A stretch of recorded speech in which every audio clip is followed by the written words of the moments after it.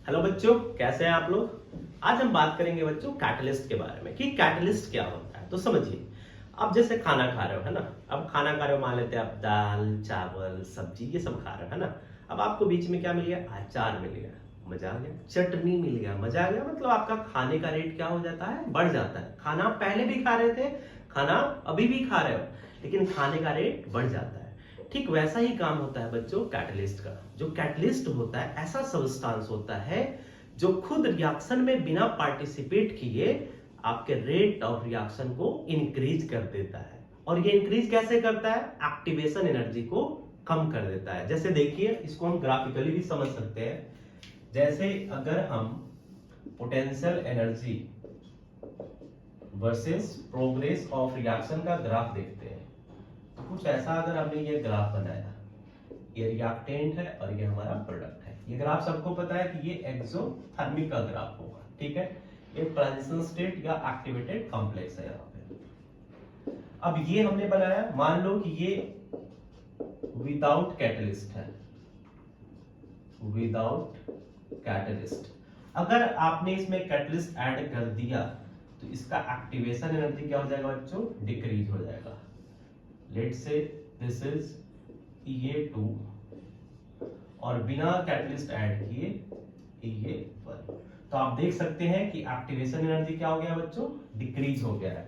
मतलब जैसे ही हम कैटलिस्ट ऐड करते हैं रिएक्शन का एक्टिवेशन एनर्जी डिक्रीज हो जाता है। दैट इज बाय अब उस रिएक्टिंग स्पीसीज को एनर्जी बैरियर पहले इतना क्रॉस करना पड़ रहा था, अब इतना ही क्रॉस करना पड़ेगा, मतलब रिएक्शन जल्दी हो जाएगा, ठीक है। अब देखो, बहुत सारे इसमें टर्म होते हैं। जैसे एक तो कैटलिस्ट हो गया, एक होता है प्रोमोटर और एक होता है कैटालिटिक पॉइजन।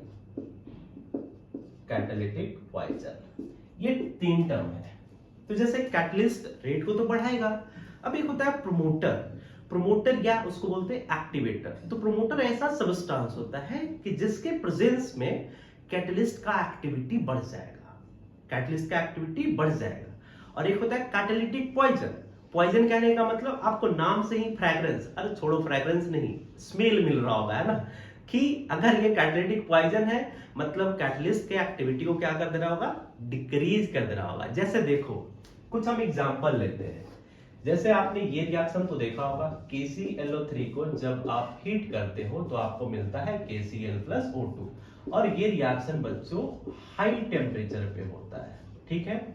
लेकिन वही अगर आप KClO3 में हीट करो लेकिन आप MnO2 के प्रेजेंस में करो तो प्रोडक्ट चेंज तो नहीं होगा, लेकिन इसका रेट बढ़ जाएगा।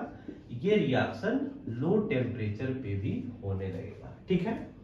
अब जैसे देखो, आप लोग पढ़ते हो हैमर प्रोसेस, तो N2+H2, ठीक है, बैलेंस में नहीं कर रहा हूं, NH3 अमोनिया का फॉर्मेशन है। जनरली हम यहाँ पे iron, solid iron catalyst use करते हैं। ये रिएक्शन होगा, ठीक है। लेकिन अगर आपने मॉलिब्डेनम यहाँ पे ऐड कर दिया तो ये क्या करेगा, इस कैटलिस्ट के एक्टिविटी को बढ़ा देगा। मतलब ये क्या कर रहा है, मॉलिब्डेनम आयरन को प्रमोट कर रहा है। जैसे देखो, हमने क्लास में कुछ आपको बोला, आपको शायद से मोटिवेट कर दिया है ना, आपको मजा आ गया। जैसे ही हम क्लास से बाहर निकले तो कोई एक बच्चा आया और आपको बोला, सर ऐसे फालतू बोलते रहते हैं, ऐसा कुछ नहीं होने वाला है। मतलब वो क्या काम कर रहा है, मान लो मैं कैटलिस्ट हूं आपके लिए, तो वो कैटालिटिक पॉइजन का काम कर रहा है, मतलब हमारे एक्टिविटी को कम कर रहा है। लेकिन एक बच्चा आया आपके पास, हाँ भाई सर सही बोल रहे यार, ऐसे करेंगे तो हमारा हो जाएगा, ठीक है। तो वो क्या कर रहा है, हमें प्रमोट कर रहा है, मतलब कैटलिस्ट को प्रमोट कर रहा है। तो वो क्या हुआ, प्रोमोटर। तो catalyst, promoter and catalytic poison.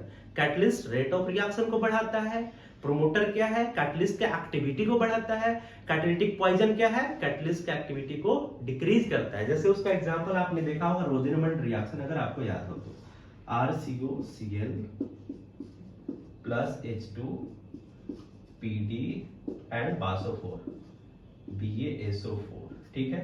इस केस में बनता था एल्डिहाइड प्लस HCl।